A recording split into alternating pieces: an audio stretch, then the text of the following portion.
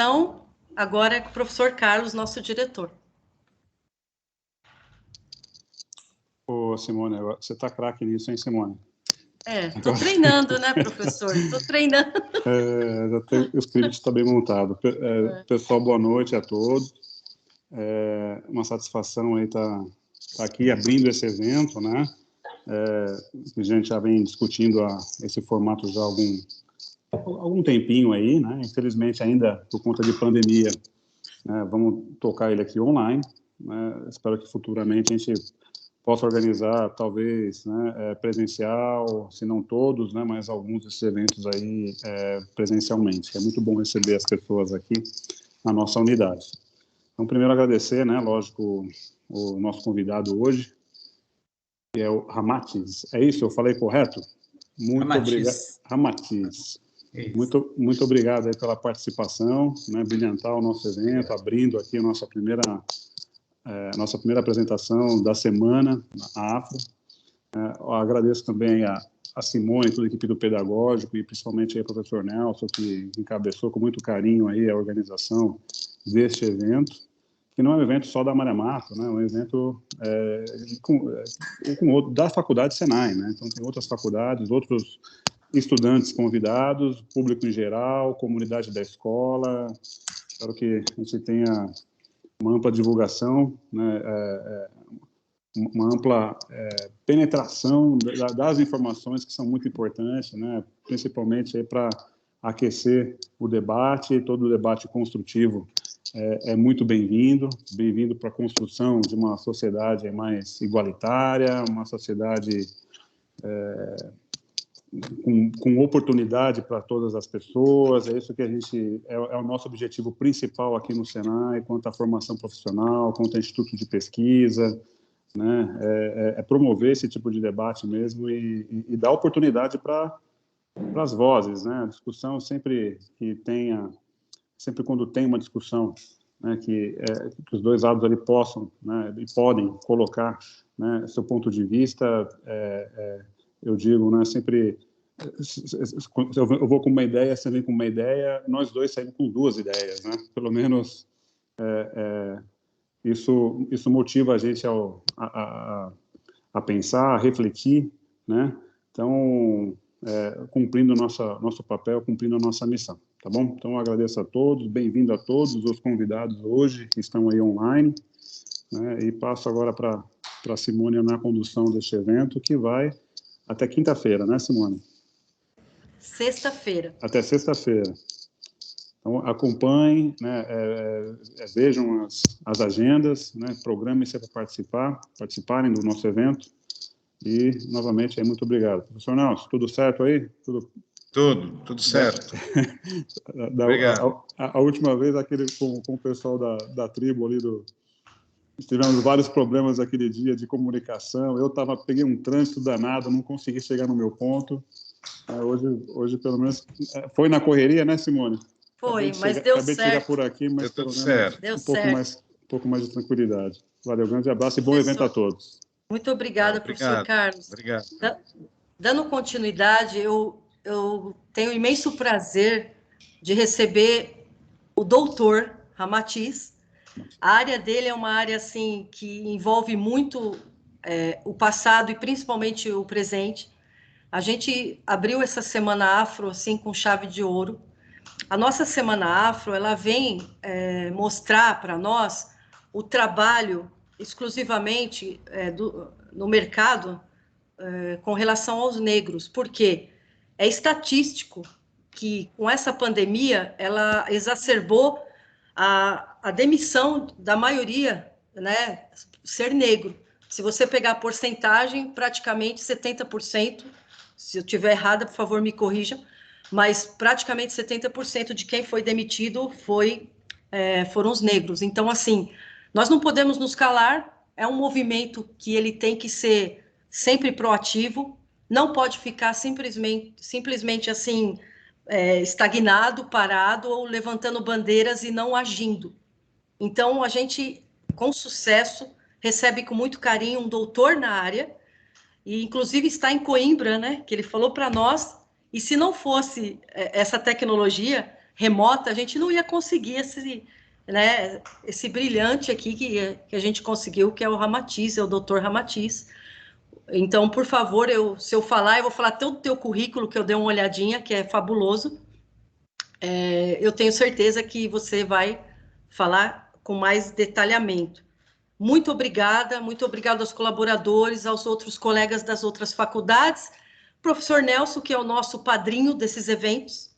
Então, e vou deixar também hoje para o Nelson, ele vai conduzir esse trabalho e nós vamos estar aqui atentos, tá? Então, muito obrigado a todos e todas. E a lista de presença já está no nosso chat. E depois que o Dr. Ramatiz falar, vocês vão poder interagir com ele, tá certo? Professor Nelson, quer falar alguma coisa? É com vocês agora. Não, eu acho que é fazer uma apresentação, não sei se é preciso, mas eu acho que o protocolo exige que a gente faça alguma apresentação do convidado, né? Sim. O Ramatiz Jacino é professor é docente da Universidade Federal do ABC, é membro do Núcleo de Estudos Africanos e Afro-Brasileiros da mesma universidade, é mestre e doutor em ciência, mestre e doutor em História Econômica pela USP. Atualmente, ele está fazendo, como ele já afirmou aqui, né, o pós-doc na Universidade de Coimbra, em Portugal, e é autor de Branqueamento do Trabalho, de 2008, Transição e Exclusão, de 2014, e Desigualdade Racial no Brasil, de 2019. Seu foco de pesquisa é a transição do trabalho escravo para o trabalho assalariado e as desigualdades raciais no Brasil. Então, Jacino, os microfones aí, tudo que nós temos de tecnologia são seus para você ficar à vontade.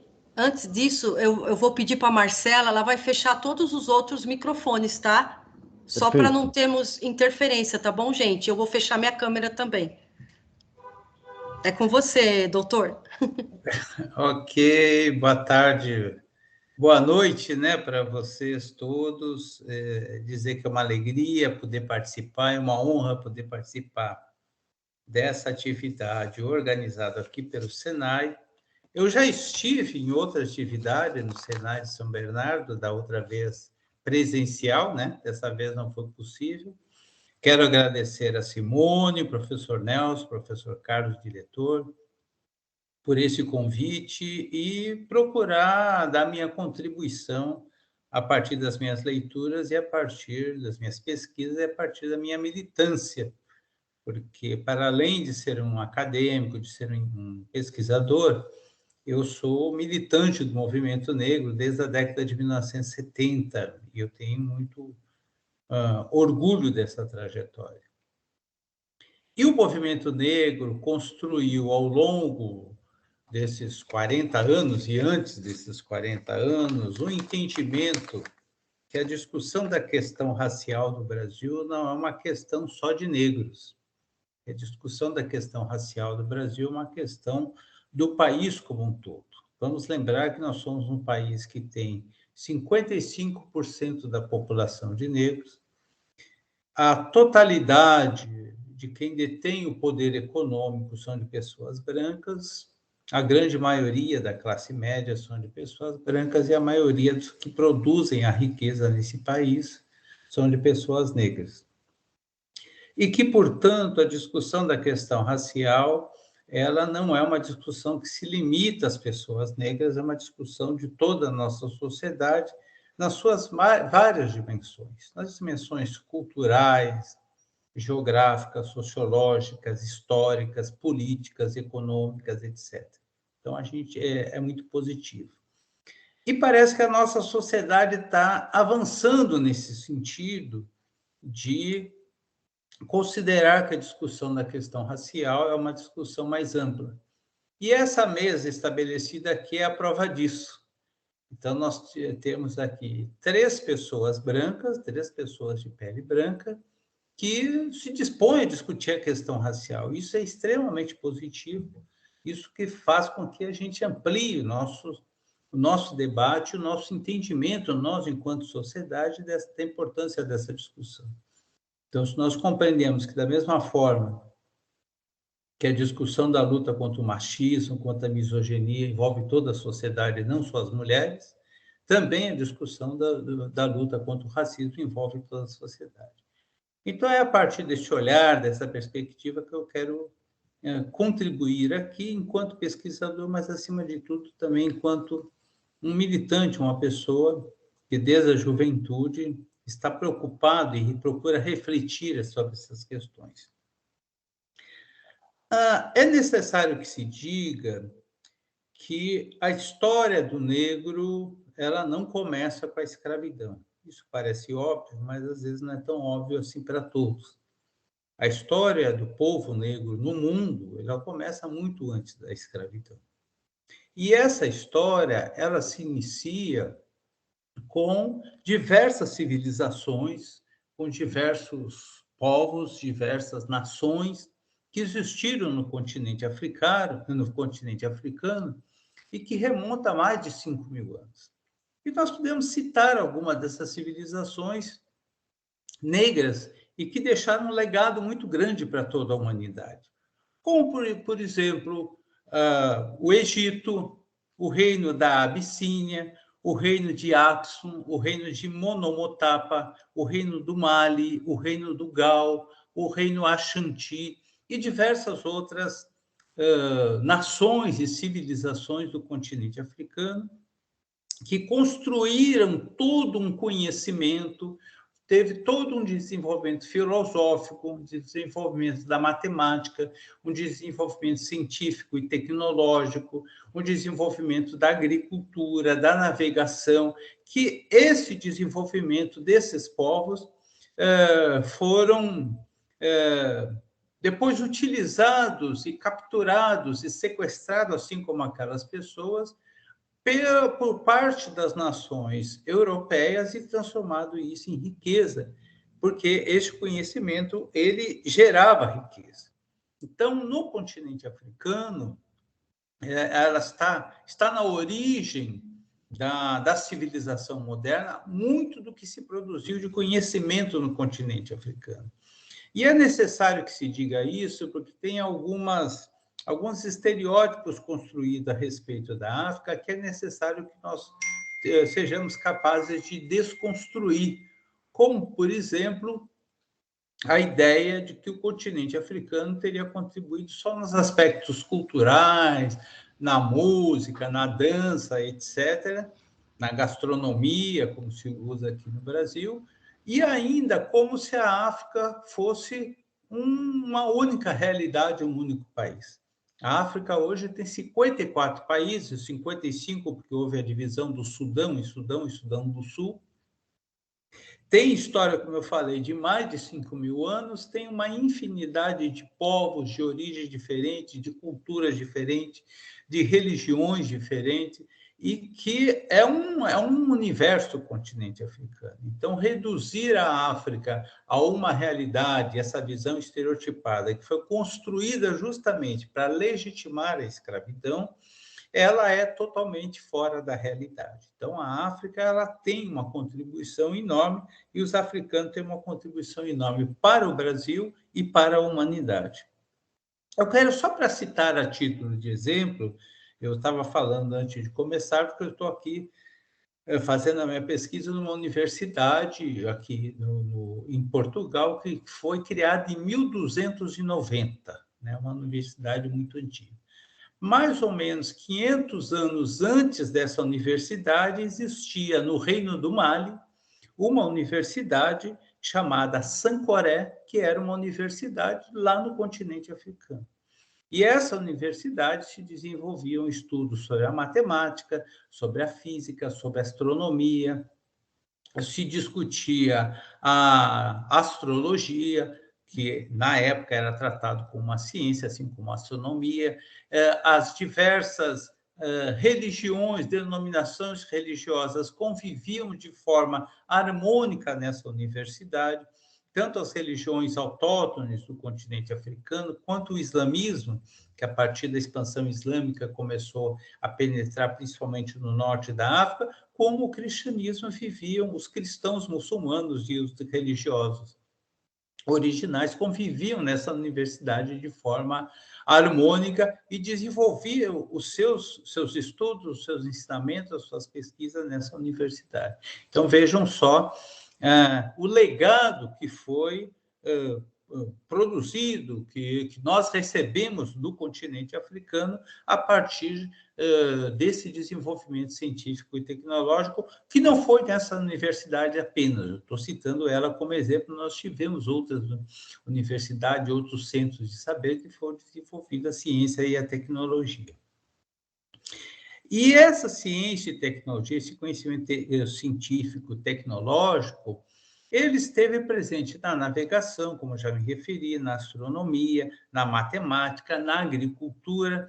E vamos lembrar que no Brasil, se nós formos pegar aquele que foi talvez uma interpretação de um dos primeiros economistas do Brasil, que foi, inclusive, o presidente da Fiesp, que foi Roberto Simons, ele diz que o Brasil se desenvolveu a partir de ciclos.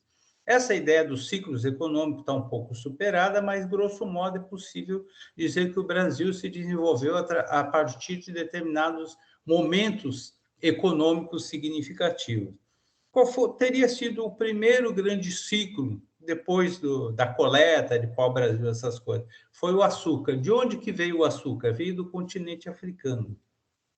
O segundo ciclo foi a mineração. Quem foi que praticou mineração e que tinha conhecimento da mineração, tanto a mineração de aluvião, quanto aquela mineração que é feita lá embaixo da terra? O terceiro ciclo econômico foi o ciclo do café. De onde veio o café? Também do continente africano, veio da Abissínia.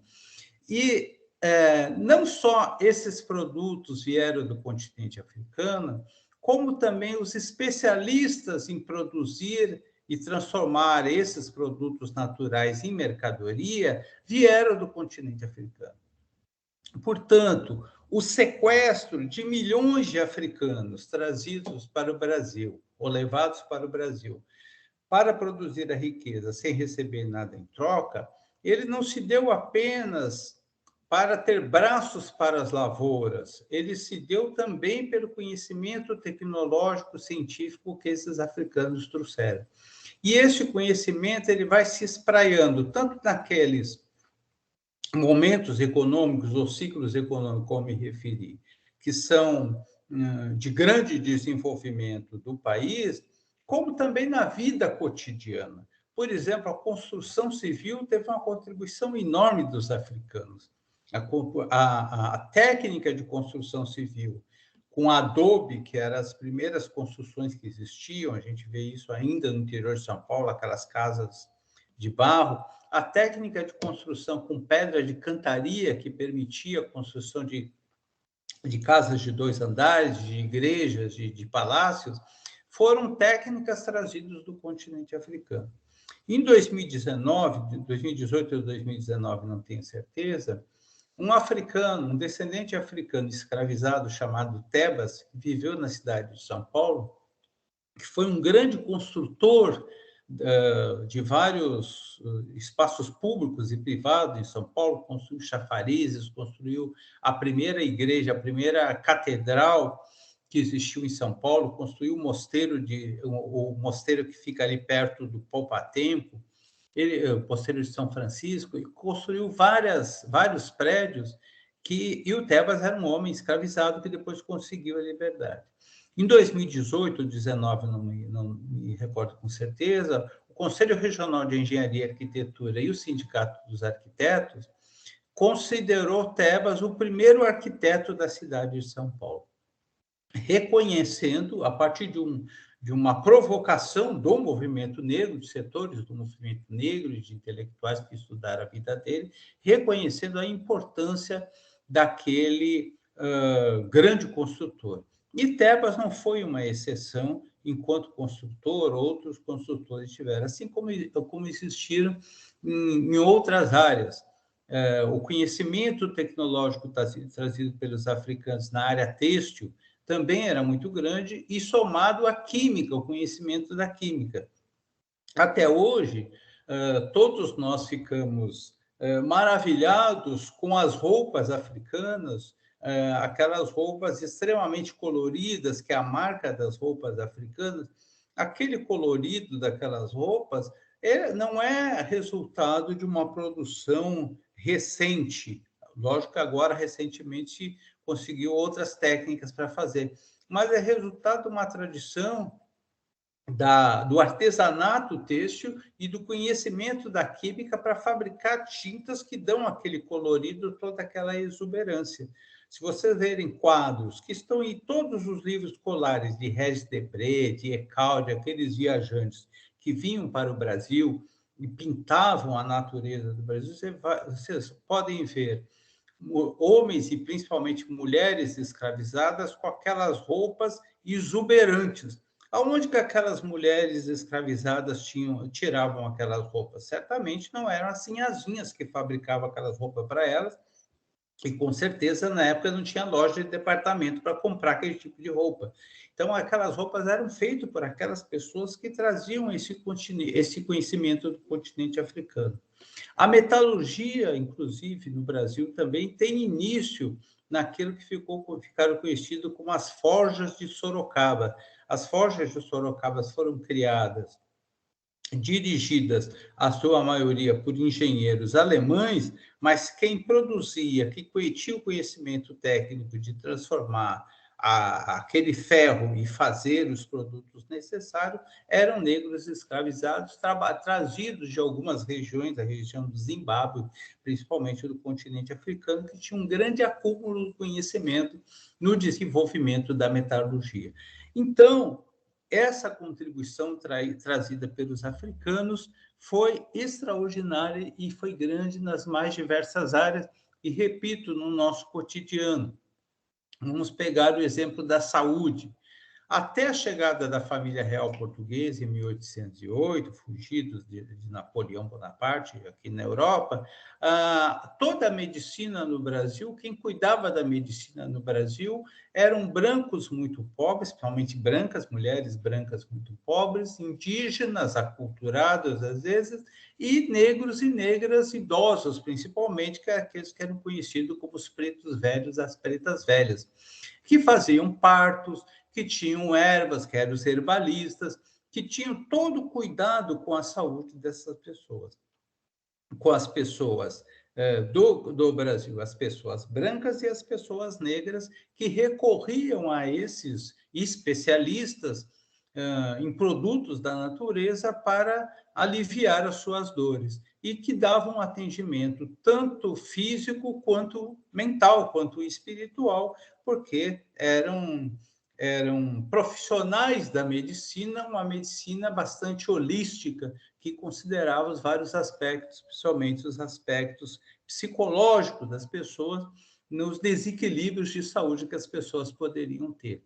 Então, essa contribuição imensa dos africanos, dos seus descendentes, precisa ser resgatada, precisa ser reconhecida, e precisa entender que este legado veio do continente africano, até para que possamos valorizar e compreender as nossas origens, e que, como disse no princípio, a história dos negros não se resume à escravidão. A escravidão foi real, foi trágica, durou 350 anos, foi um crime de lesa humanidade praticado pelos europeus, com apoio, inclusive, da Igreja Católica e de outras religiões, e que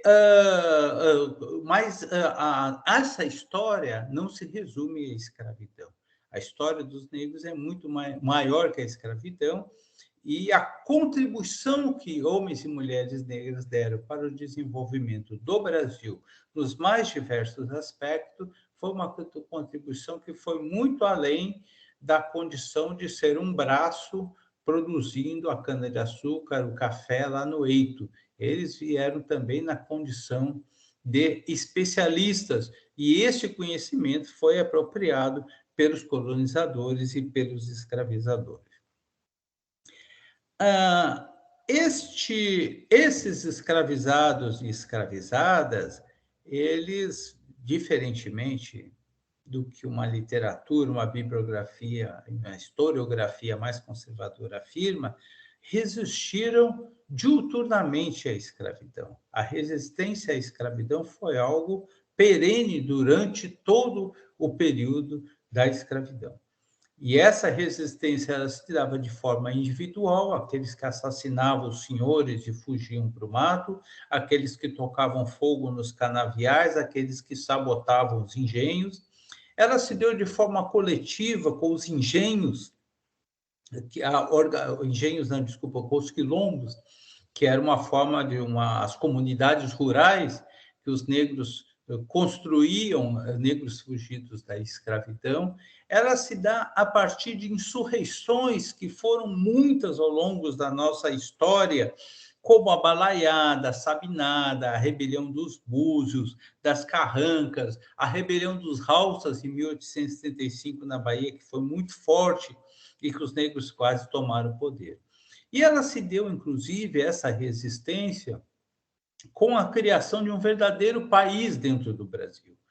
Os negros fugidos da escravidão construíram uma imensa comunidade que foi uma espécie de confederação de vários quilombos, lá na Serra da Barriga, na Paraíba, em Alagoas, e essa sociedade alternativa, esse país dentro do Brasil, durou mais de 90 anos.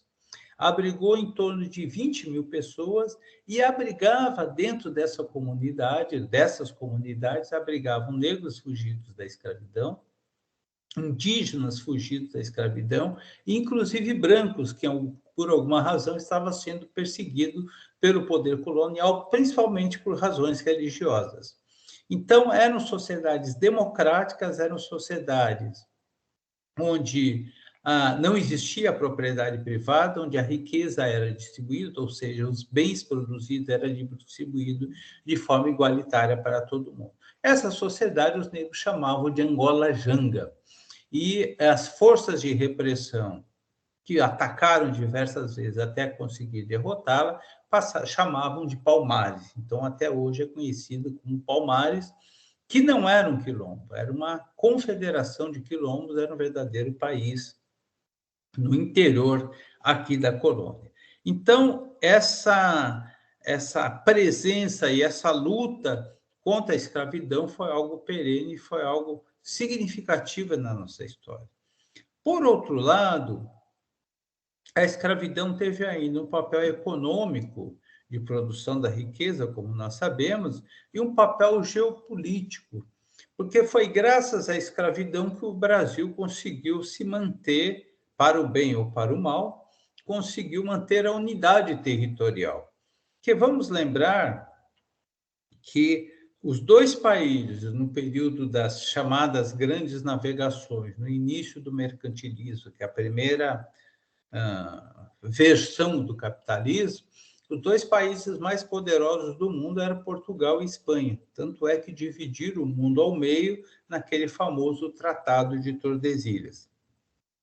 A parte que coube à Espanha, ela foi profundamente fragmentada e deu origem a todos esses países da América espanhola, como Argentina, Uruguai, Paraguai, Chile, Bolívia, Venezuela, enfim, todos os países da América espanhola. Por que os portugueses conseguiram manter a integridade do seu território, em que pese a resistência dos negros, as contradições internas, as contradições, inclusive, entre a própria classe dominante? É porque a escravidão conseguia, de certa forma, galvanizar os interesses dos escravizadores, dos grandes proprietários, e conseguiam manter uma certa unidade. Então, a escravidão ela contribuiu, inclusive, para manter a unidade territorial, em que pese que não era certamente intenção dos escravizados manter essa unidade territorial. A escravidão, contudo, num determinado momento, no nosso país, ela acaba se exaurindo. Como, de resto, a maioria dos modelos econômicos, eles acabam se exaurindo, porque o desenvolvimento da sociedade leva à exaustão de um determinado modelo econômico. No Brasil, 3 razões levaram ao final da escravidão, principalmente. 3 razões principais. O primeiro é que eu já me referi à luta dos escravizados. Desde que pisaram em solo brasileiro, sempre lutaram. A segunda razão para o fim da escravidão é a pressão do Império Britânico, porque aí nós já estamos falando do século XIX, a Inglaterra já tinha ascendido como a maior potência mundial a partir da Revolução Industrial e já havia suplantado Portugal e Espanha quanto os países mais poderosos. E a Inglaterra, ela precisava de novos mercados para escoar a sua produção industrial, que era extraordinária. Ocorre que o escravizado, ele não consome, porque ele não tem salário, então ele não se torna um mercado consumidor. Portanto, é do interesse da Inglaterra acabar com a escravidão, de maneira que o escravizado se torne um consumidor. E por isso eles começam a pressionar Portugal, Espanha, Portugal e Brasil a acabar com a escravidão. Não é só essa questão que levou esse interesse da Inglaterra. Também tem as questões geopolíticas, teve a divisão internacional do trabalho, tiveram outras questões também que pesaram para essa decisão na Inglaterra. Mas é fato que a Inglaterra começa a pressionar Brasil e Portugal para acabar com a escravidão, inclusive publicando uma lei que dava o direito a ela de apreender os navios tumbeiros e libertar as chamadas cargas, que era assim que eles chamavam os negros, e exercer algum tipo de punição àqueles que estivessem praticando o tráfico. Essa lei eles deram o nome de Bill Aberdeen, e foi em 1934, se eu não estou enganado. Então, a Inglaterra, com todo o seu poder, ela é a segunda razão para o final da escravidão. A terceira razão para o final da escravidão é a própria lógica do capitalismo. Porque na escravidão se compra o indivíduo. Esse indivíduo pode ser pouco produtivo, adoecer, morrer, se evadir. No capitalismo não se compra o indivíduo, se compra a força de trabalho. Se o indivíduo for pouco produtivo, demite, coloca outro no lugar. Se ele se evadir, se ele adoeceu ou ele morrer, é só substituir por outro. Então, o capitalista ele não empata o capital, ele não compra um indivíduo, ele compra só a força de trabalho. Acabou o período de trabalho daquele indivíduo, ele pode sair e fazer o que ele quiser da sua vida, diferentemente do escravizado. Então, a lógica do capitalismo, naquele momento, no século XIX, de grande ascensão do capitalismo industrial, faz com que comece a se trocar a escravidão pelo trabalho assalariado. Então, essas 3 razões combinadas é que levam ao final da escravidão. Eu queria só ter certeza quanto tempo eu tenho para eu não extrapolar. Se o professor Nelson pudesse me dizer, ou outra pessoa. Doutor, pode seguir. Pode seguir. Tá. Eu vou tentar aí. Tem um pessoal já pedindo a noite toda aqui no chat, viu? Tentar mais uns 10 minutos aí, para depois dar tempo para a gente dialogar também, né? É bom ouvir. Sem dúvida. Gostaria de ouvir as pessoas. Muito bem. Então, os próprios escravizadores começam a perceber que é necessário acabar com a escravidão. Ocorre que esses escravizadores, que há 3 séculos e meio, de geração em geração, foram enriquecendo cada vez mais graças à escravidão, eles desenvolveram também um pensamento que teve por objetivo justificar e legitimar o que eles estavam fazendo. E esse pensamento, na verdade, foi uma ideologia construída. Qual era o grande dilema dos escravizadores logo no seu início, ao longo de toda a escravidão? Os escravizadores eram europeus, eles eram cristãos e eles eram católicos. E na Bíblia diz que todo homem nasceu à imagem e semelhança de Deus. Então, como é que eles iam justificar que eles estavam submetendo pessoas que nasceram à imagem e semelhança de Deus à condição de um verdadeiro animal de carga e uma mercadoria? Isso seria indigno com aquele que nasceu à imagem e semelhança de Deus. Então, era necessário legitimar o que eles estavam fazendo. Assim, eles utilizam a própria Bíblia para justificar o que eles estavam fazendo e procuram um trecho na Bíblia, que é a passagem que conta a história de Noé e seu filho Cã, que teria sido amaldiçoado pelo pai, e passam, então, a afirmar que os africanos eram descendentes de Cã e, portanto, eram amaldiçoados e, portanto, estava justificada a escravidão. Esse foi o primeira elaboração teórica para justificar a escravidão. Principalmente a partir do iluminismo na França e do surgimento do antropocentrismo em substituição ao teocentrismo,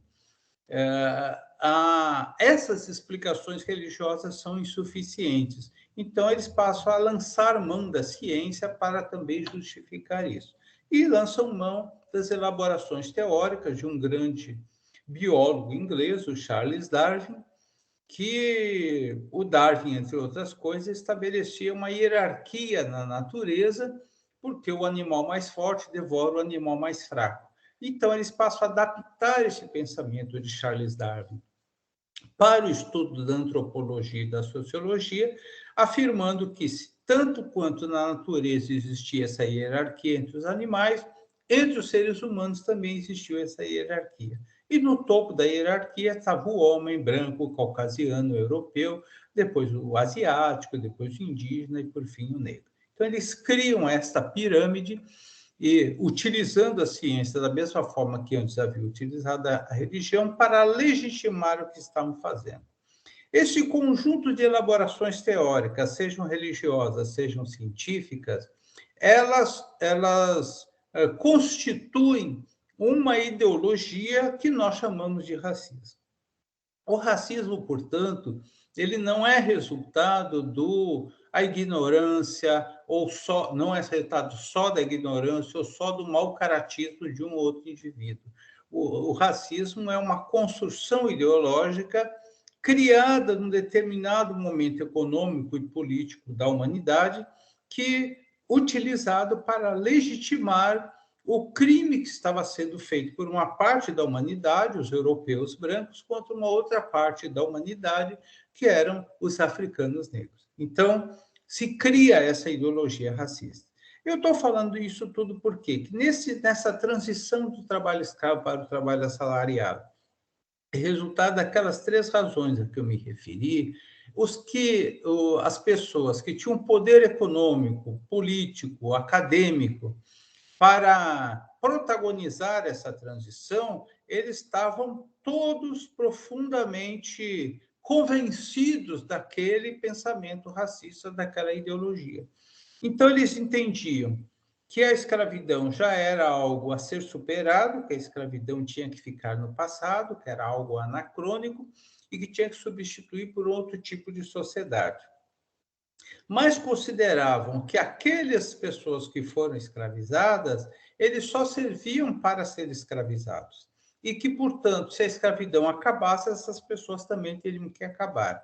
Poderiam acabar sendo eliminados fisicamente, como, por exemplo, aconteceu quando o Exército Brasileiro e a Casa Imperial manda milhões de negros para lutar na Guerra do Paraguai, para matar e morrer na Guerra do Paraguai, o que ajudou a eliminar uma quantidade muito grande de negros, ou poderia também ser eliminado a partir de uma subciência que foi criada por um francês chamado Galton e levada para o Brasil por um outro francês chamado Arthur de Gobineau, que era amigo de Dom Pedro II, que é uma subciência chamada eugenia, que é a ideia, a eugenia quer dizer a boa raça, a busca da boa raça.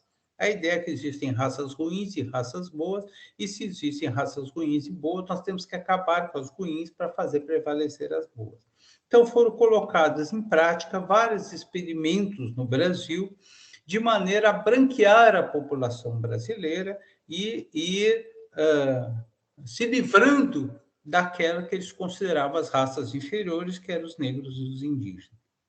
Então, esse processo de transição do trabalho escravo para o trabalho assalariado, ele se dá a partir dessa concepção racista da humanidade e da ideia de que, seja por razões religiosas, seja por razões científicas, os negros têm que ser eliminados da face da Terra. Então, existe um processo de branqueamento.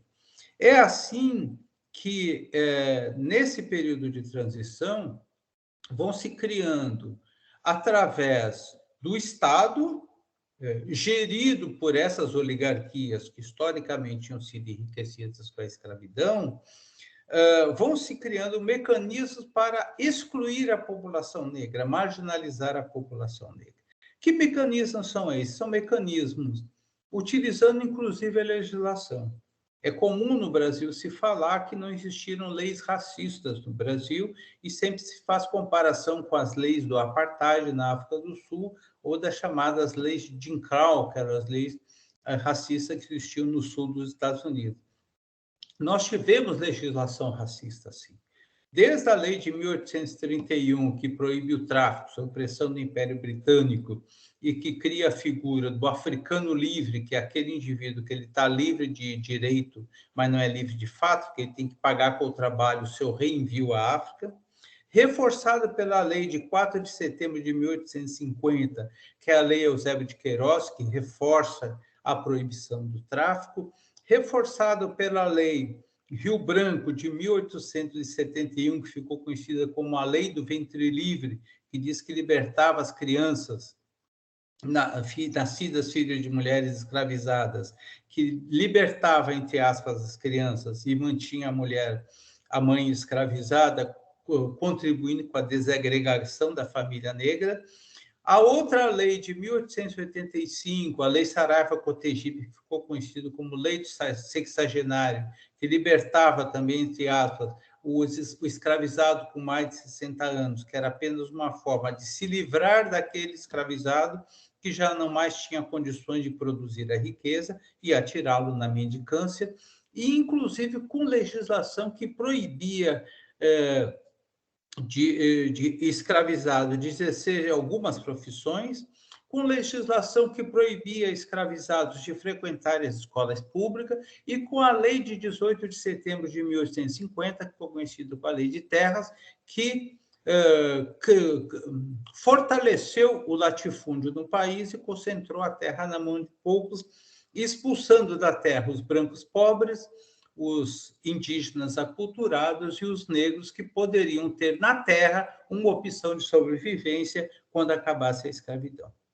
Então, esse conjunto de ações que leva à exclusão e à marginalização da população negra, ela é resultado de uma concepção racista dessa sociedade.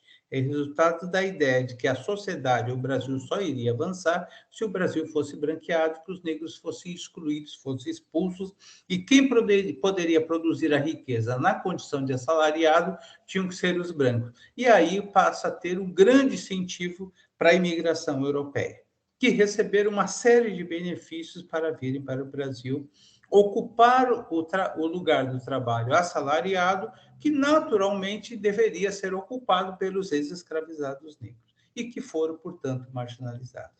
E assim, para concluir, nós chegamos à situação atual, porque, em que pese ter passado mais de 130 anos do final da escravidão, a situação da população negra se mantém na marginalidade, com algumas exceções. O Estado brasileiro sempre contribuiu para manter essa desigualdade racial, manter essa marginalização. Aquela marginalização que existiu durante 350 anos, a desigualdade existiu durante 350 anos, a desigualdade e marginalização que existiu na transição do trabalho escravo para o trabalho assalariado, ela foi mantida por aqueles que têm um poder econômico e foi mantida pelo Estado brasileiro, que sempre esteve a serviço de quem tem poder econômico, com algumas exceções.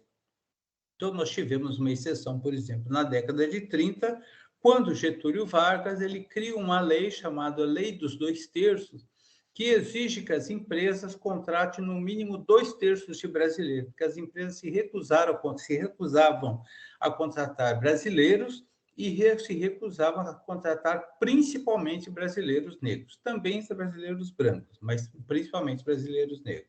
com essa lei, as empresas passam a ser obrigadas a contratar trabalhadores brasileiros e, portanto, uma quantidade significativa de trabalhadores negros.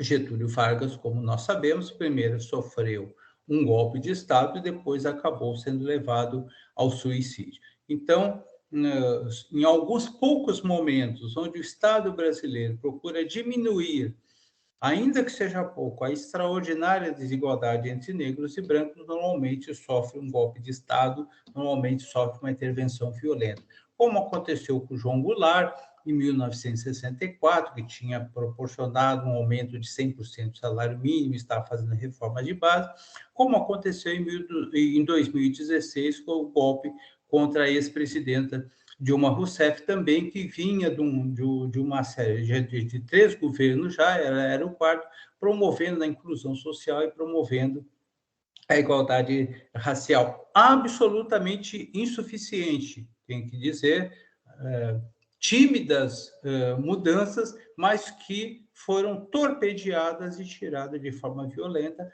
a partir do momento que uma parte da nossa sociedade, em especial a parte da sociedade que tem poder econômico e ainda tem poder político, não quer que essas mudanças sejam feitas. E, para concluir, eu quero dar alguns dados que reforçam essa situação que se manteve durante todo esse século, mais de um século, que são dados que saíram de uma pesquisa do DIEESE de 3, 4 dias atrás e que reforçam isso que eu estou falando aqui. Dos ocupados em cargos de direção, nas empresas, 1,9% são de mulheres negras, 5% de mulheres não negras. 2,2% de homens negros, 6,4% de homens não negros. Isso nos quadros de direção das empresas. O rendimento médio dos assalariados das mulheres negras é 1.617, nos dias atuais, em novembro de 2021. Dos homens negros, o rendimento médio é 1.968. Das mulheres não negras é 2.674 e dos homens não negros é 3.471. Ou seja, para exercer o mesmo trabalho, com a mesma qualificação profissional, com a mesma escolaridade, com a mesma produtividade, homens e mulheres, negros e brancos recebem salários diferentes. Ou seja, o mercado de trabalho é racista. Então, essa é uma realidade que não tem como negar a partir dessa entrevista.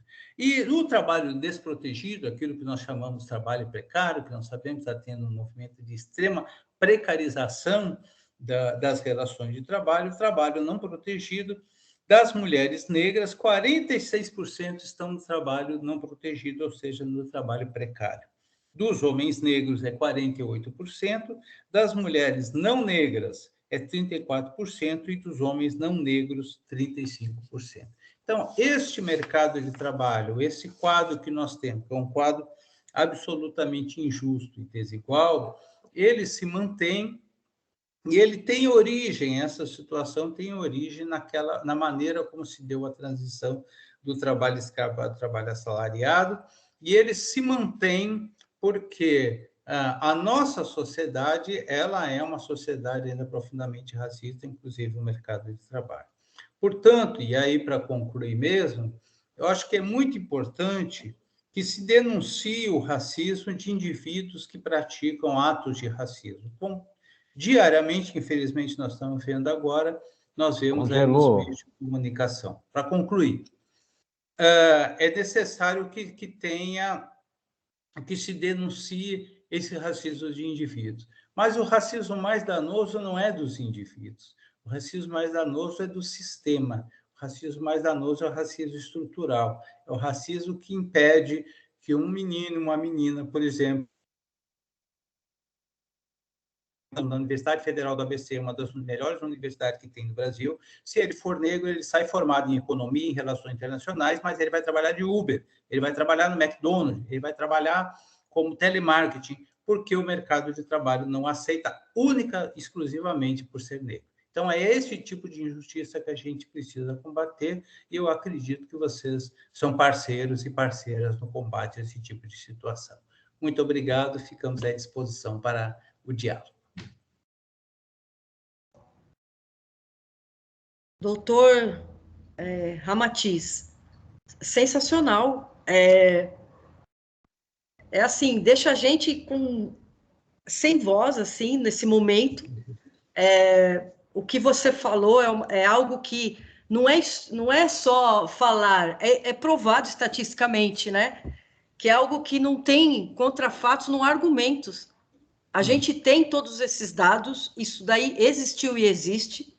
Então, assim, quando eu falo que levantar a bandeira não é só falar, é agir, é isso que nós estamos fazendo. Muito obrigada pela sua contribuição. Eu estou, assim, super emocionada. Eu vou abrir para as pessoas interagirem, senão eu vou ficar falando aqui, tá? E que bom que existe pessoas como você. Que bom. Obrigado. A Marcela já Obrigado. levantou a mão. Marcela, pode falar. Gostaria muito de agradecer. Não estou escutando, está muito baixinho. Está baixinho? Eu vou deixar então, deixa outra pessoa falar enquanto isso. Tá. Quem que quer falar? Tem pessoas escrevendo no chat. O Orlando. Oi, Orlando. Orlando? Desculpa, não foi Não tem problema. aqui no teclado. Não tem problema, aqui é livre. Quem quiser perguntar, ou levanta a mão, ou pode escrever no chat ou se pronunciar. É importante aproveitar, no bom sentido, né, doutor? Esse momento, porque eu vou falar para você, vou te chamar de você, porque todo educador é jovem, né? Todo educador Exatamente. A gente já tem o brilho nos olhos. Me fala uma coisa assim, hoje, nessa atualidade onde você está vivendo, que é em Coimbra, é outro país. Como é que é a diferença do racismo? Porque ele existe, né? Não vamos tapar o sol com a peneira, que ele existe. Infelizmente, é um câncer, tá? Então, como que é em Portugal com relação ao Brasil?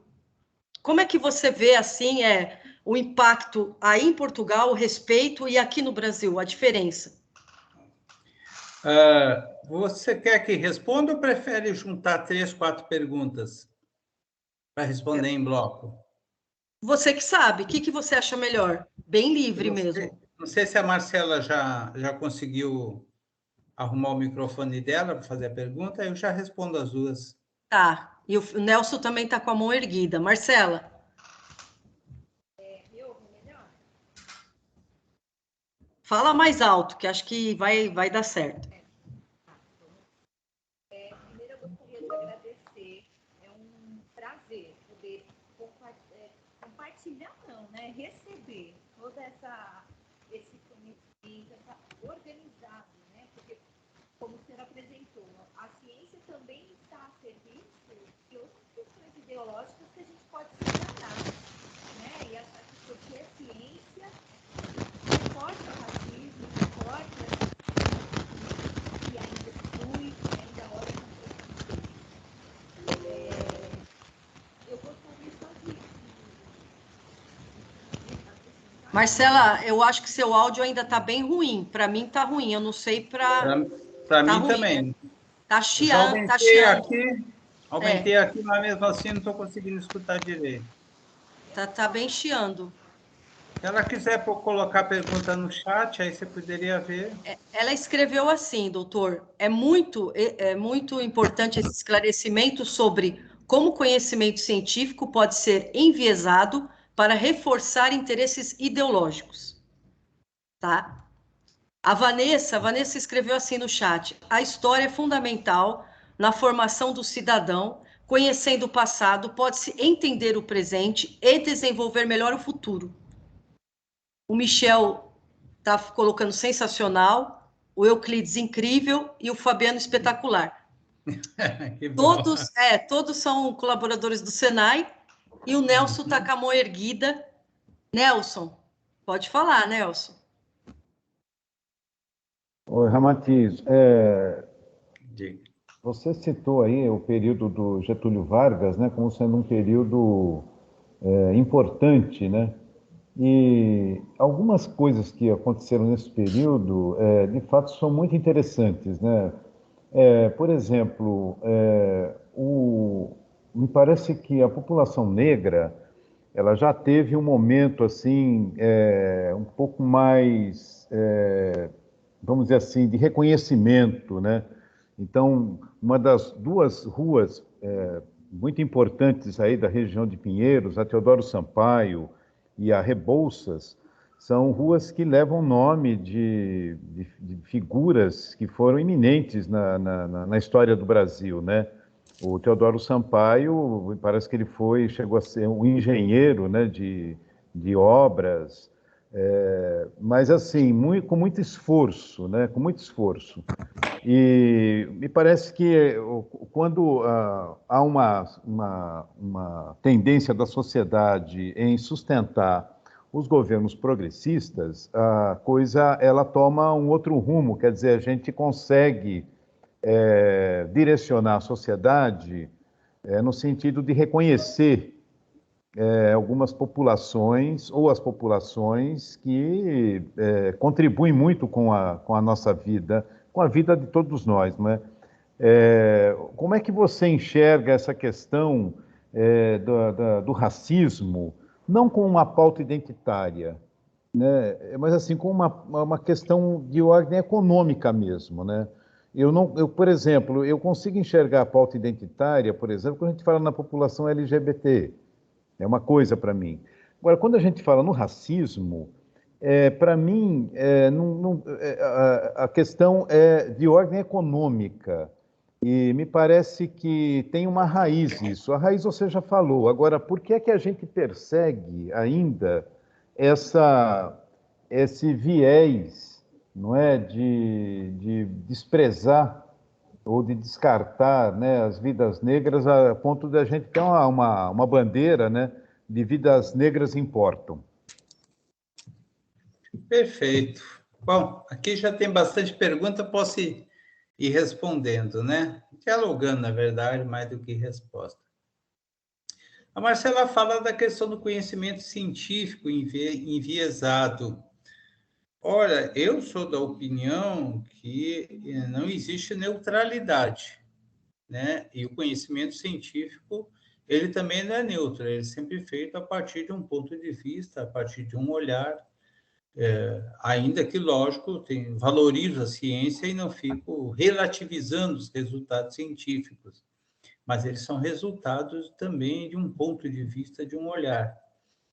E aquele conhecimento científico daquele período atendia aqueles interesses, né? Então, o conhecimento científico foi desenvolvido a partir dos interesses daquele grupo social que estava no poder.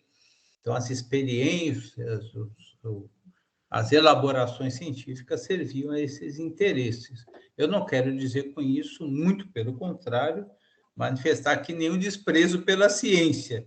Nesse momento, nessas épocas de terraplanismo horrorosa que nós estamos vivendo, é importante afirmar isso, hein? A ciência tem a sua importância, o seu papel, que é fundamental. Mas a ciência ela não é necessariamente neutra, principalmente as ciências humanas, né? Então, tem que se levar em conta isso. A Simone fala da questão da diferença de racismo em Portugal. Olha, eu, usando um exemplo de uma fala que eu vi há muito tempo atrás, câncer é câncer, seja no esôfago, seja na garganta, seja onde for. Então, o racismo ele é deplorável e horroroso em qualquer lugar, se ele existir. Eu não sei dizer, até porque eu estou há pouco tempo aqui, e como, de certa forma, eu vivo, de certa forma, dentro de uma bolha, né? Porque a gente está muito assim em torno da universidade, no mundo acadêmico, eu não sei dizer se aqui é pior ou melhor do que no Brasil. Eu acho que ele existe, dá para perceber algumas questões estruturais, inclusive você vê até no mercado de trabalho, né? Vai no supermercado, você vê os trabalhadores e trabalhadoras que têm de mais baixa renda são negros, tem muitos africanos, muitos angolanos, muitos moçambicanos, cabo-verdianos, etc. aqui.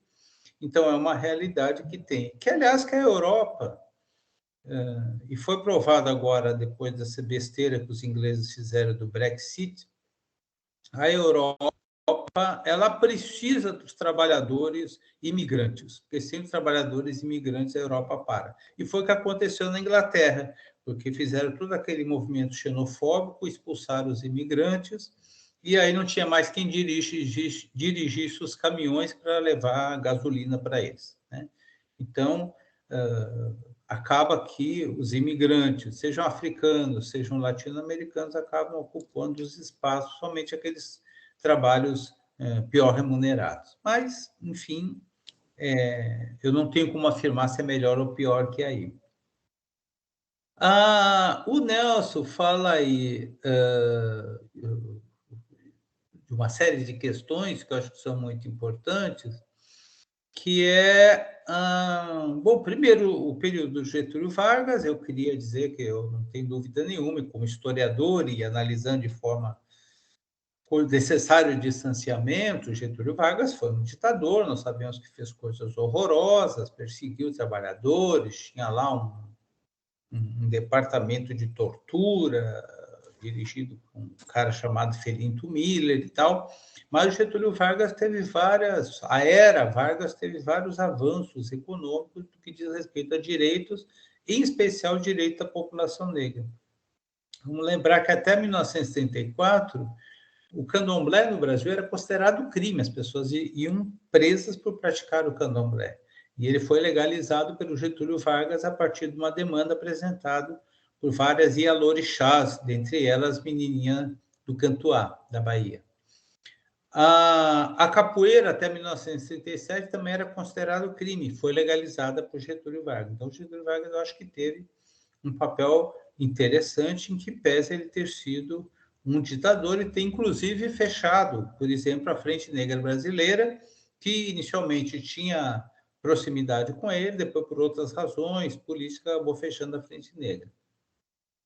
Essas figuras a que o Nelson se refere, como Teodoro Sampaio, Rebouças e outros, eu acho que nós precisamos, sim, resgatar essas pessoas que deram suas contribuições nas mais diversas áreas e que foram branqueadas, né? Por que nós não sabíamos que essas pessoas eram negras aí até 15, 20 anos atrás? É porque foram branqueadas deliberadamente, porque a ideia daqueles racistas que, principalmente nesse período de transição, que, olha, que negro não serve para nada. Se tiver algum negro que se destaque, vão dar um jeito de branquear. Então, vamos dizer que não era tão preto assim. Então, era uma prática que tinha. Isso aconteceu, inclusive, com o Machado de Assis, né, que foi branqueado, presidente da Academia Brasileira de... Pra vocês terem uma ideia, quem criou a Academia Brasileira de Letras foi um escritor negro. Quem criou a Ordem dos Advogados do Brasil foi um advogado negro. Foi o Visconde de Jequitinhonha. Então, o arquiteto que eu me referi aqui, o primeiro arquiteto de São Paulo foi um homem negro. Quer dizer, os negros estavam em várias situações, com esforço extraordinário para ocupar aqueles espaços, apesar de toda a discriminação. Normalmente eram exceções, e essas exceções são branqueadas justamente para dizer, olha, você não serve para nada. No máximo, você serve para jogar futebol, fazer pagode, né? Então, isso foi sendo construído e não é de propósito. E o principal que o Nelson coloca é essa questão de racismo e economia. Olha, eu queria declarar que eu sou um historiador marxista. Eu tenho uma ideia de que a economia, ou seja, os modos de produção, é o que faz a sociedade se desenvolverem, e existe um conflito constante entre as classes sociais, aqueles que produzem a riqueza e os que se apropriam da riqueza. No Brasil, existe uma coincidência entre raça e classe. Como eu disse lá atrás, a totalidade da classe dominante é branca, a grande maioria da classe média é branca e a maioria dos trabalhadores que produzem a riqueza é negra. Portanto, a questão racial no Brasil ela está necessariamente imbricada com a questão de classe. Então, é impossível dissociar uma coisa da outra. Por isso que a discussão da questão racial do Brasil não é uma questão identitária, e eu concordo com o Nelson. Não é uma questão identitária, não é uma questão cultural, é uma questão econômica, acima de tudo, e, portanto, também uma questão política. Então, é necessário que se tenha essa compreensão. Uma parte da esquerda brasileira, do movimento sindical, não tinha essa compreensão até bem pouco tempo. Agora está avançando um pouco, mas não suficiente. Achava que tudo se resolvia com a questão da mudança de uma sociedade socialista. Uma parte do movimento negro, e hoje nós estamos bem forte com esse tipo de pensamento, acha que a questão identitária é uma questão individual ou meritocrática. Né? Se tiver um negro que teve ascensão social, já está justificado que a discriminação está vencida.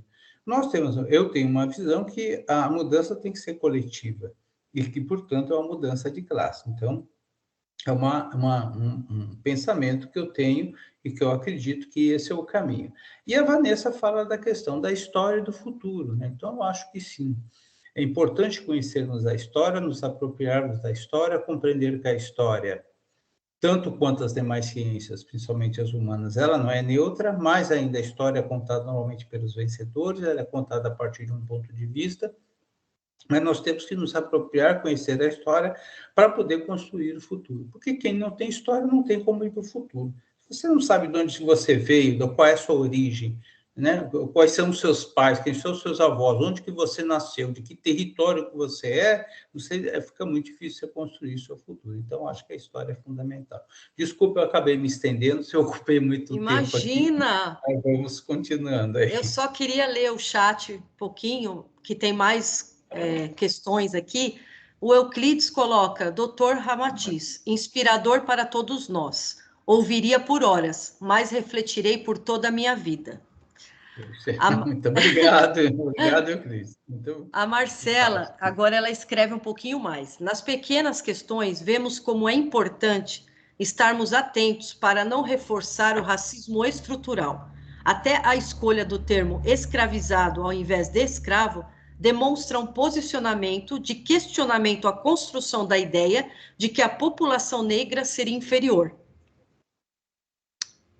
Perfeito. O Ziliane, muito bom, sempre precisamos combater a desigualdade, parabéns.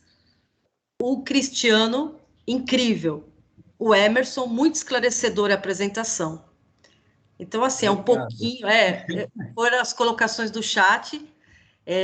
Alguém tem mais questões? Tudo, pessoal?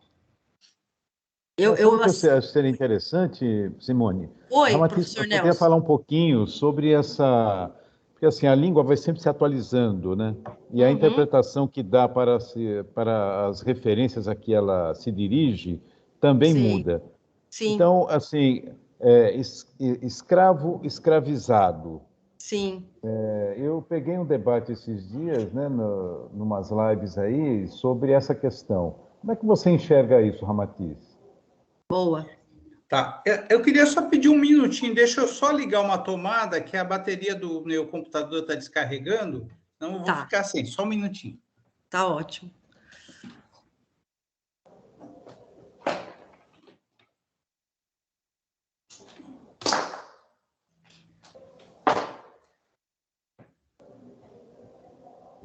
Pronto. Vamos lá. Então, estava falando o Nelson falando a Marcela e também o Nelson falou da questão escrava e escravizada, né? Isso.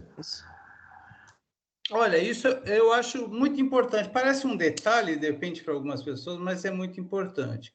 Quando a gente utiliza a expressão escravo, você está naturalizando algo que não é natural, como se fosse, como se os nossos ancestrais tivessem nascido escravos, né? Então, eles não nasceram escravos, eles foram escravizados num determinado momento da história da humanidade. Assim como os hebreus foram escravizados, assim como os gregos foram escravizados pelos romanos.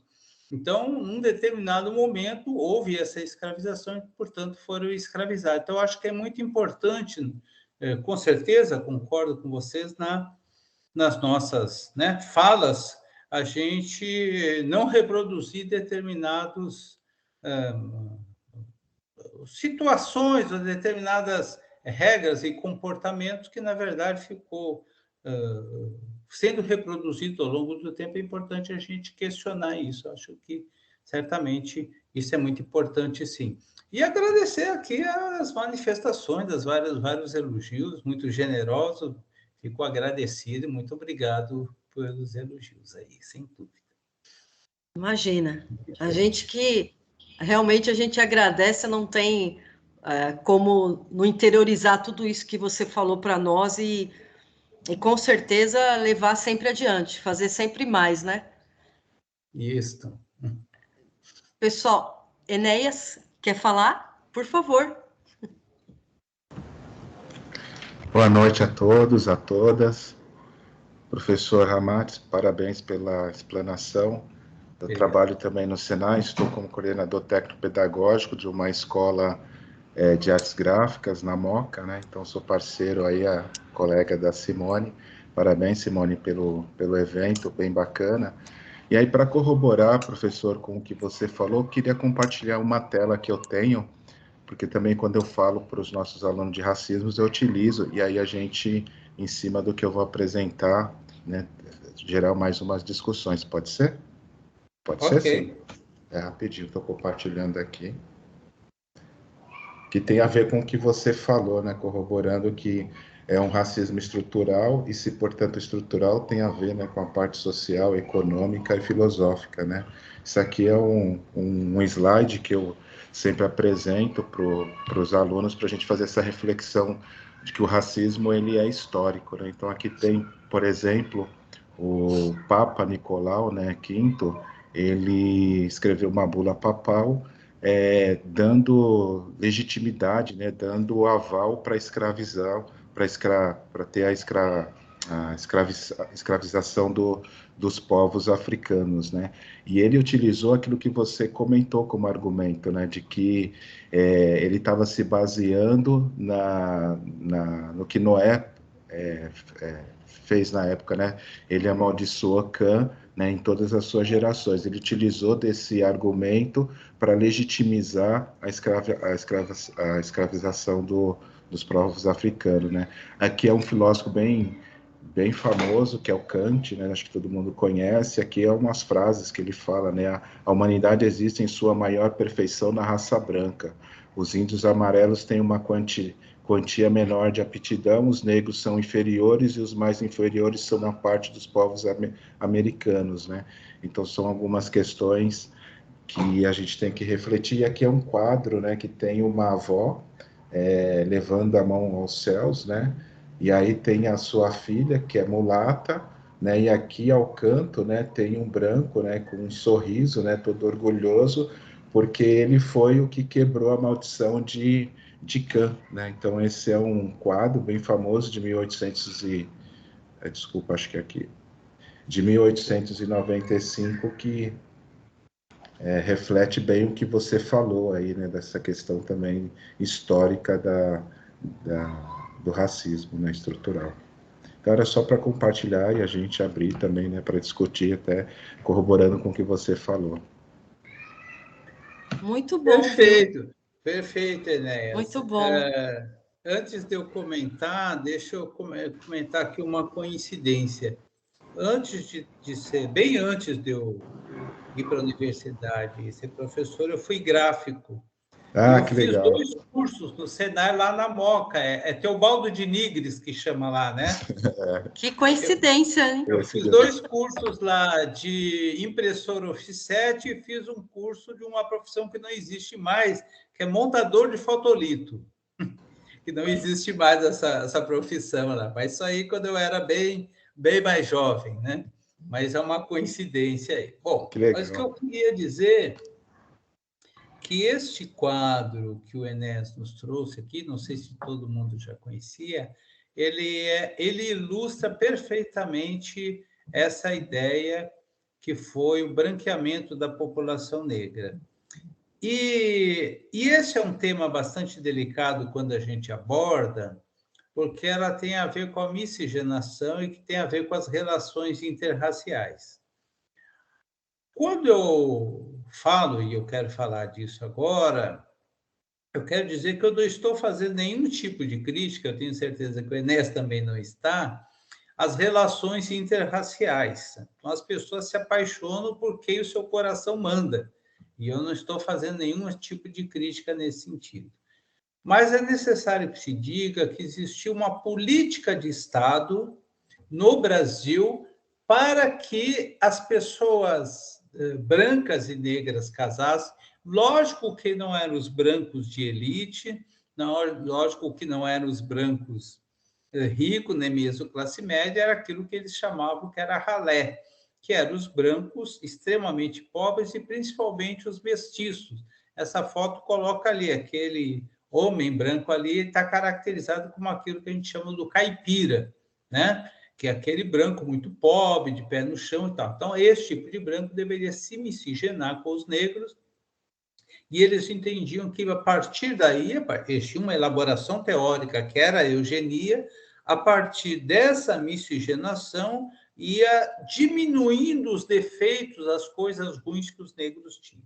Existiam outros autores, também eugênicos, que eram contra essa miscigenação. Por exemplo, Nina Rodrigues, que achava que os brancos iam adquirir os defeitos dos negros e não iam melhorar os dos negros. Então, existia, dentro da eugenia, posições diferenciadas, mas todos achando que existia uma raça inferior ou uma superior, e, desculpa, alguns entendendo que a miscigenação poderia ser bom para o país, porque ia gerar uma nova raça, outros achando que não. Então, esse quadro ele explicita isso. Então, por isso que eu estou comentando, e como eu disse, não estou fazendo aqui um discurso contra as relações interraciais, mas dizendo que essa miscigenação, esse incentivo à miscigenação, era uma política de Estado. E era uma política de Estado principalmente voltado ao homem negro, porque o homem negro, como era uma sociedade machista, e o homem era considerado o provedor, a cabeça da família, este homem negro ele deveria desposar uma mulher branca para ir melhorando a raça. E quanto mais esse homem negro tivesse ascensão social, mais justificava ele ter uma companheira branca. Então, o comportamento que nós vemos hoje, de jogador de futebol, por exemplo, que nasceu na periferia, que nasceu na favela, que sempre foi pobre, mas quando ele começa a ter ascensão social, como ele começa a ganhar dinheiro, ele sempre namorou com meninas negras, como ele começa a ganhar dinheiro, ele passa só a namorar com meninas brancas, é resultado, na verdade, ainda é um resquício desse pensamento que diz que o homem negro, quando ele tem ascensão social, ele tem que necessariamente ter uma mulher branca. Porque essa mulher branca passa a ser uma espécie de fiadora do seu papel dentro da sociedade. E eu quero repetir mais uma vez para não ficar nenhum mal entendido aqui. Não estou fazendo crítica às relações interraciais. Eu estou dizendo que essas relações, elas foram um incentivo a essas relações foi uma política de Estado, foi uma marca que foi colocada para os homens negros de que ter uma mulher branca era um símbolo de ascensão social. Né? Da mesma forma que ter um carro novo, como a sociedade era e continua machista, e a mulher era considerada quase uma propriedade do homem, então, da mesma forma que ter um carro novo, ter uma casa bonita, era importante, porque se o homem estava mostrando que tinha ascensão social, ele ter uma mulher branca também é sinal de ascensão social. Então, esse quadro, ele demonstra como essa política de branqueamento fazia parte do pensamento das elites, e o que é pior, depois de políticas de Estado, porque essas elites, essas pessoas que pensavam isso e que tinham essas elaborações teóricas, elas tinham um poder econômico, porque quem ia para a universidade fazer elaboração teórica era filho das elites, nem classe média ia. E quem depois tinha o poder político, se elegia deputado, senador, governador, etc., pôr em prática, e que poderia pôr em prática essa política, era do mesmo grupo social. Então, essa política de branqueamento foi colocada em prática. Perfeito, viu, doutor Ramatiz? Acredito que, como eu, todo mundo está entendendo perfeitamente, é uma coisa assim que você está trazendo com toda leveza um assunto que é pesado, sabe? Que é pesado. Então, você traz com uma leveza que a gente entende de uma maneira assim que tem que ser entendida. Não é uma maneira melindrosa, sabe? Uhum. Não é uma maneira exacerbada, é uma maneira bem assertiva. Continuando no chat, o Fabiano colocou Enéas, grande amigo, parabéns pela participação. Euclides colocou o Ru, que gostou. O Orlando colocou a apresentação muito enriquecedora, parabéns. Eu coloquei perfeito. E o Tiago, que é um convidado aqui, excelente apresentação, professor Ramatiz. Seguindo a linha da discussão, sou moreno, meu pai branco e minha mãe negra. E durante minha vida sempre fui tratado como escuro demais para ficar com os coleguinhas brancos e branco demais para ficar com os colegas negros. Com o tempo, isso mudou, mas existiu esse fato em minha vida. E o Fabiano colocou que eu resumi bem. E o Tiago expôs algo, né, doutor, que existe, né? Isso é uma coisa complicada que nós temos no Brasil. Existe um professor da USP, já professor emérito, já bem idoso, que ele não é brasileiro, ele é do Congo, mas veio para o Brasil, está no Brasil há mais de 4 décadas, que é o Kabengele Munanga, antropólogo extremamente importante. E o Kabengele, ele fala que no Brasil o racismo tem uma gradação cromática. Ou seja, você sofre o racismo de acordo com a cor da sua pele, com a tonalidade da sua pele. Um negro de pele mais clara vai sofrer racismo, vai sofrer menos racismo que um negro de pele mais escura. Então, no Brasil, existe essa gradação cromática.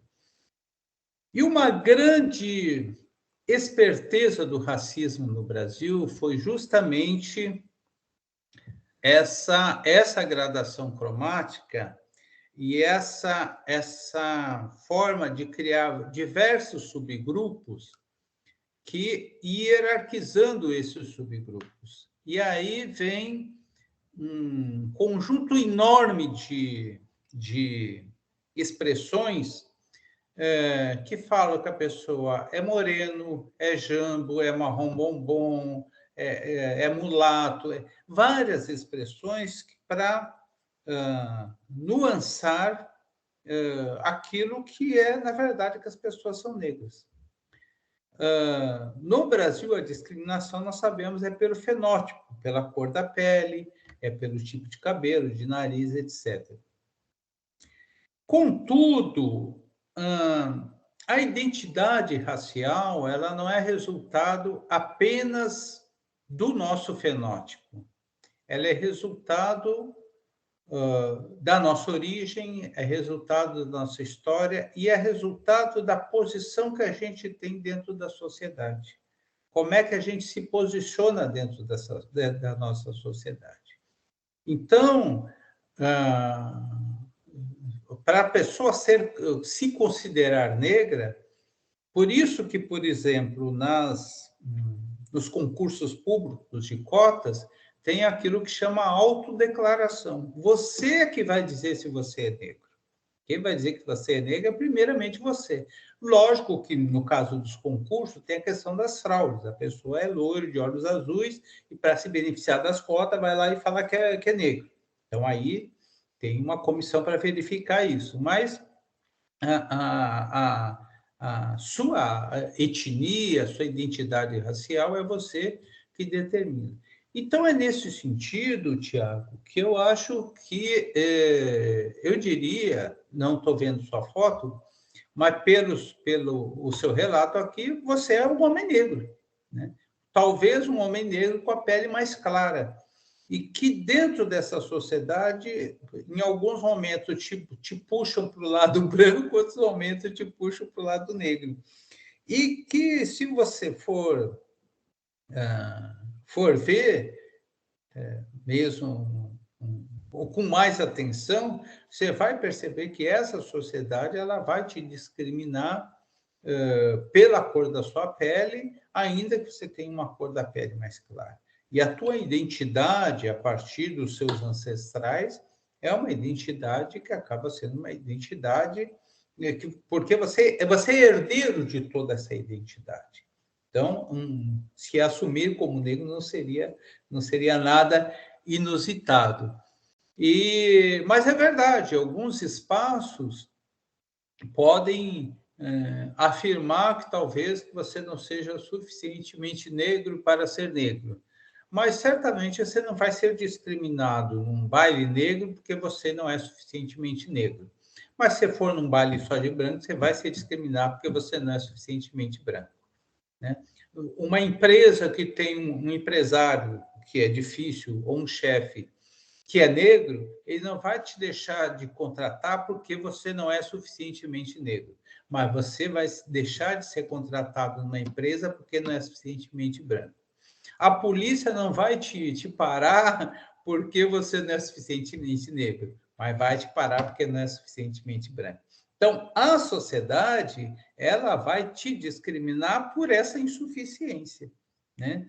E, por outro lado, aquela banda da sociedade que é historicamente discriminada, salvo algumas exceções, que isso sempre tem, não vai te discriminar porque você não é tão negro quanto os seus ancestrais. Eu acho que você citou, acho que a sua mãe ou seu pai, que era negro, não sei qual dos dois, que não era tão negro quanto seu pai e a sua mãe. Ele vai ser considerado negro mesmo, ainda que seja um negro mais claro.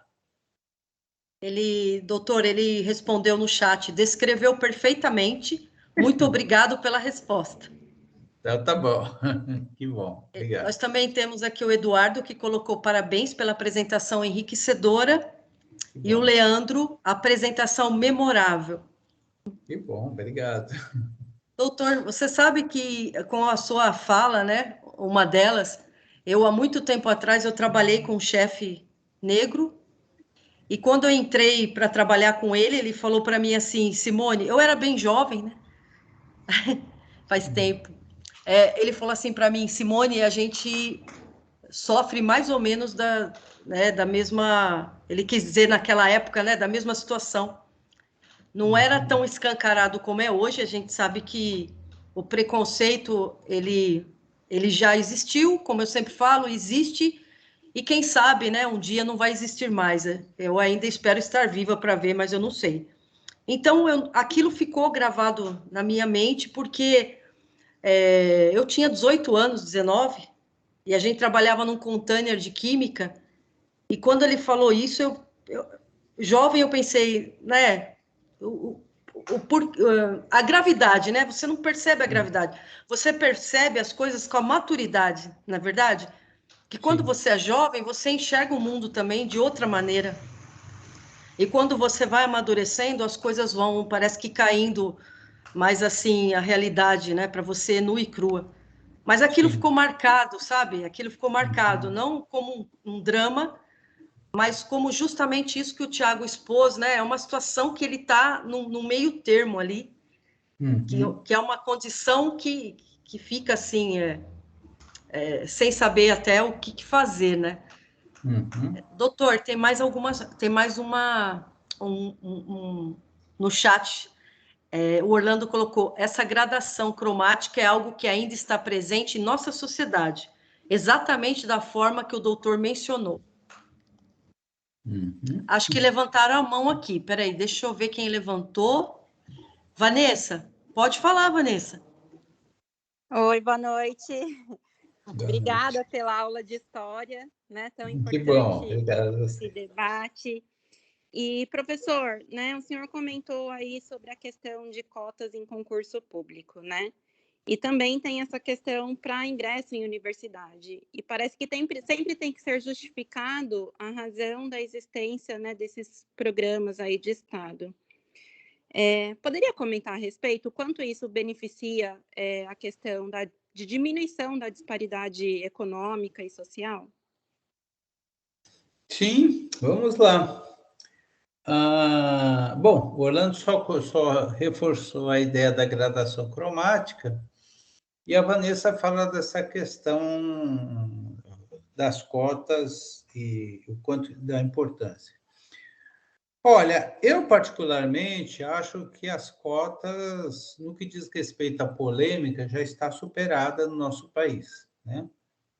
No início da implementação das cotas, existiu muita polêmica, muita gente, os racistas sempre foram absolutamente contra, fizeram campanha contra as cotas, e agora, depois, inclusive, da decisão do Supremo, quase na totalidade, foram 10 votos a 0, só não foram 11 votos, porque um estava ausente, que decidiu que as cotas são constitucionais. Então, e além disso, o resultado das cotas tem sido extremamente positivo, inclusive tem várias pesquisas que dão conta que os alunos e alunas cotistas têm desempenho superior aos alunos e alunas não cotistas.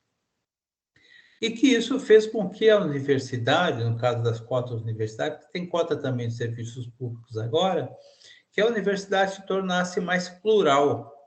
Isso permitiu que a universidade tivesse mais alunos negros, mais professores negros, mais pesquisadores negros, e isso é muito positivo. Além de ser uma justiça social, que um país que tem 55% da população negra tinha só 15% de negros na universidade, agora aumentou um pouco, e depois diminuiu a partir do governo Bolsonaro, isso diminuiu drasticamente, mas demonstra que alguma coisa estava errada. Então, isso foi importantíssimo, né, de colocar negros e negros com nível superior.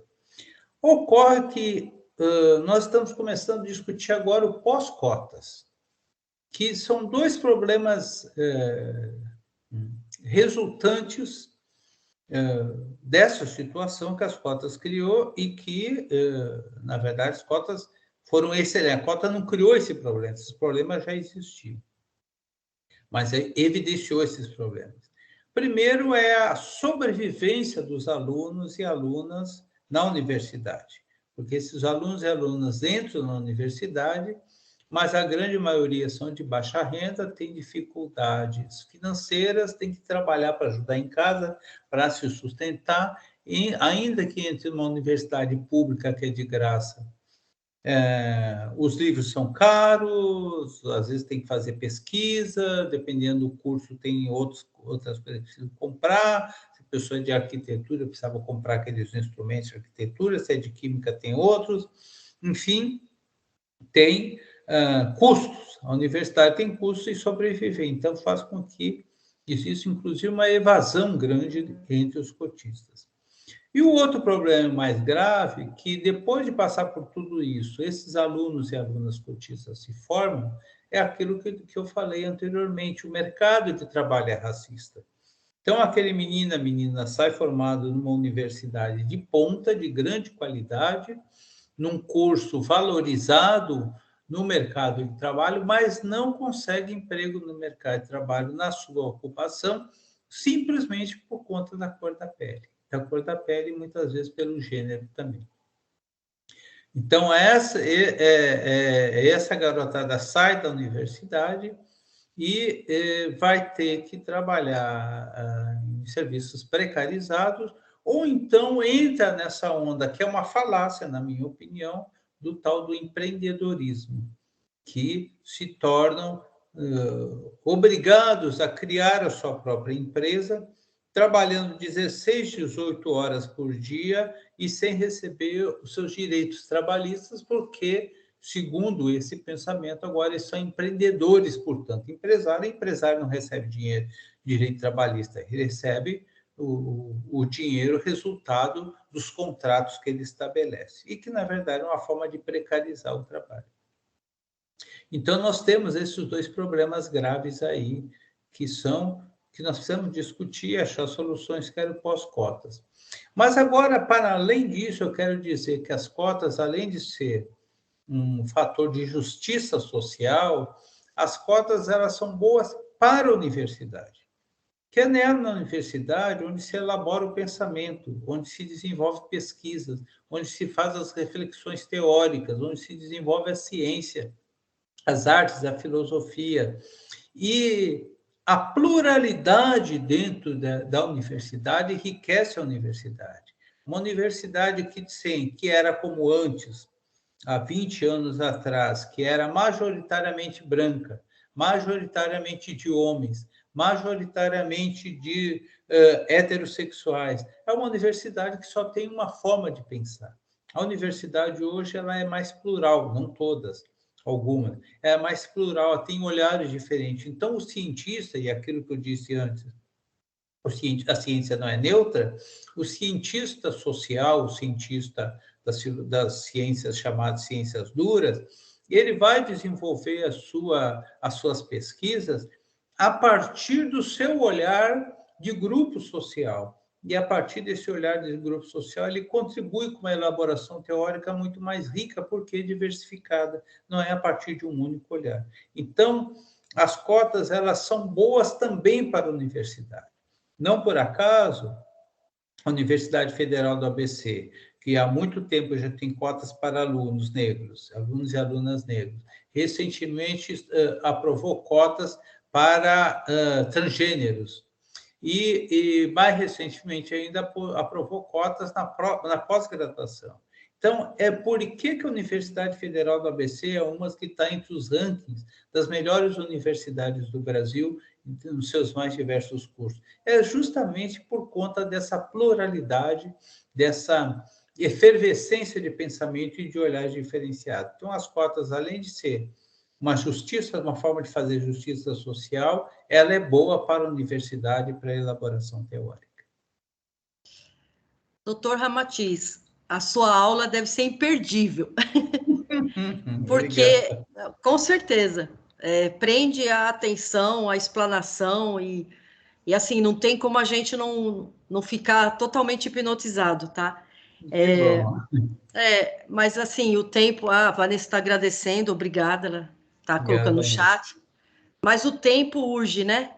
Então, e a gente, acredito que nós vamos encerrando por aqui, até porque, né, em Coimbra já deve ser o quê? Uma meia-noite, é isso? 10 para meia-noite. 10 para meia-noite, olha lá. E que fique um gostinho de quero mais, para a gente fazer uma próxima vez. Está super convidado. Foi incrível, realmente foi incrível. O tempo voou. Quando a gente viu, passou assim 2 horas, né? O Constantino está escrevendo no chat, parabéns, muito grato. O Fabiano, parabéns. O Enéia, parabéns, muito bom. Parabéns, Orlando, também. Eu só tenho a agradecer a todos e todas que estão aí, nossos colegas, né, do Senai, de outras faculdades do Senai, acredito que de outras faculdades também, que eu vi no chat.